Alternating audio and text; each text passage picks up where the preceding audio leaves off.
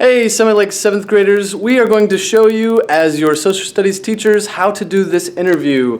First, make sure you fill this part out, and then find somebody to interview.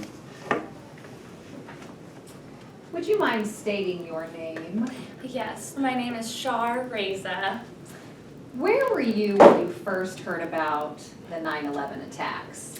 I was in my sophomore English class, and a student was sent to the office because he was joking around, and when he came back, he told us that the World Trade Center towers had been attacked, and we all were like, no way, and we didn't believe him. Okay, great. What were your initial reactions? Initially, I thought it must have been like an accident, that like something happened to the pilot. And then my next reaction, once we realized that it was an attack, was hoping that it was, and this is going to sound bad, but hoping that it was an American that had attacked.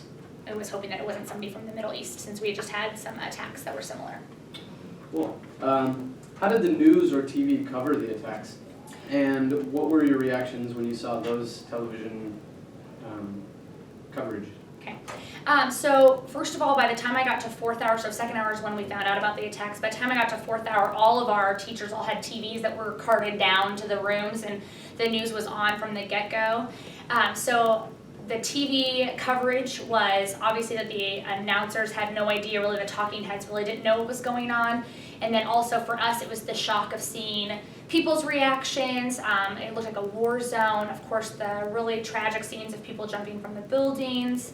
And then following that, those 2 or 3 weeks where it was just nothing but news, when regular TV wasn't a part of the world anymore. During those weeks, we started noticing that as it came out that it was Middle Easterners, and as it came out that it was extremists, Muslim extremists, the coverage started to become a little bit more focused on how do we get back at these people, and then also how we put our nation back together as we were attacked on our soil for the first time in a long time.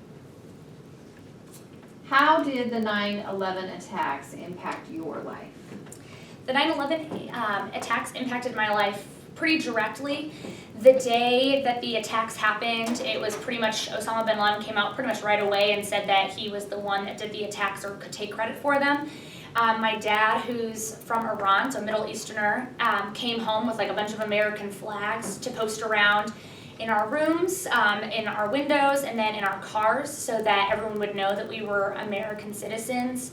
And then religiously being raised Muslim, that was a huge impact, because I went from being that kid in my high school with the weird name to being the Muslim Middle Eastern girl. And so within school I didn't have too many issues. My friends knew me, but there were more like joke comments that were made about being a terrorist or knowing the terrorist attacks. The direct impact that was made on my family comes from my brother. My brother was on radio at that point in time, and was very public about being a Middle Easterner and about being a Muslim, and we started getting threats. So we started getting death threats. People would threaten my life when they would call in. There's only one of us with our last name in the entire country, so there's really easy to find us.